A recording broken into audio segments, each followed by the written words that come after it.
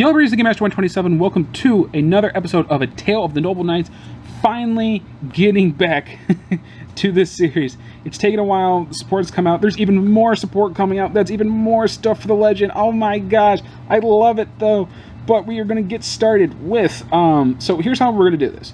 Because the timeline's going to get a little bit, messy in here on out, what I have decided to do is I've divided the support. Instead of, doing how it should have been according to the timeline or whatever, I'm going to do it in order of when they were released, so in card order, and then we're going to just go along from there. So the first one, this first support that came out after, as soon as I finished it, was with Glory, and then Assault was released, which was in Exfo, Extreme Force. So what we're going to do now is the next support that came out was Cybernetic Horizon, and in Cybernetic Horizon we had the release of Noble Knight Custennin. And so how Custennin ended up being, so Custennin is actually originally based off of a king known as Constance, so then that's kind of why he's the Sacred Noble Knight of King Custennin. So anyway, so the reason in Legend, what ends up happening with Custennin is, so he eventually pretty much acts as Arthur's successor when he dies and he gets transported to Avalon.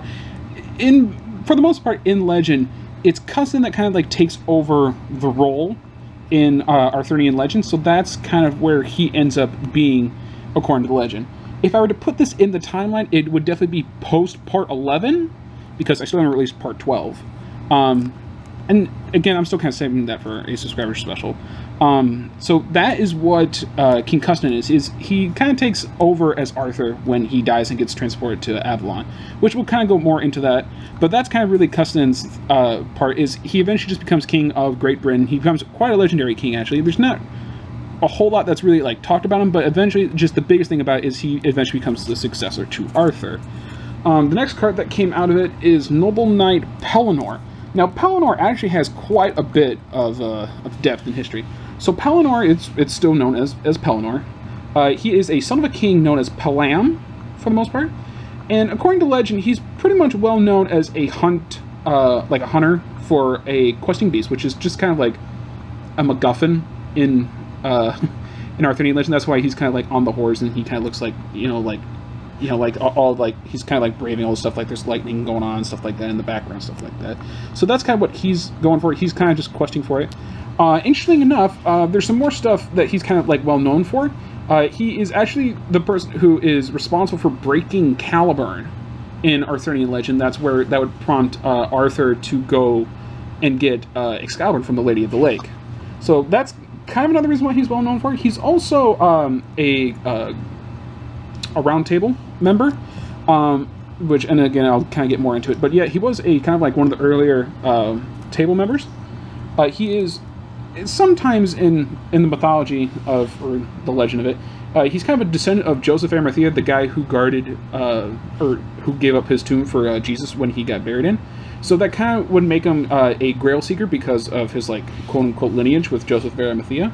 However, it wasn't until Percival and Galahad, which I've done on this channel, they end up completing the Grail quest, and then what ends up happening with Pellinore is he starts a blood feud in one of Arthur's wars, and so eventually it's Gawain has to kill him, and so then he dies, and then that's where he's kind of abdicates in the Arthurian legend. So then he's dead. Pellinore probably takes place, if I had to put him in the timeline, probably the middle of part 4 to maybe the end of part 5. It would kind of depend. So that's Pellinore. Jeez. And the last one is Noble Arms Clarent. Clarent for sure is, as you can see, that is supposed to be Medra or Mordred according to this, and that is his sword, Clarent. I couldn't find anything about what it's based off of.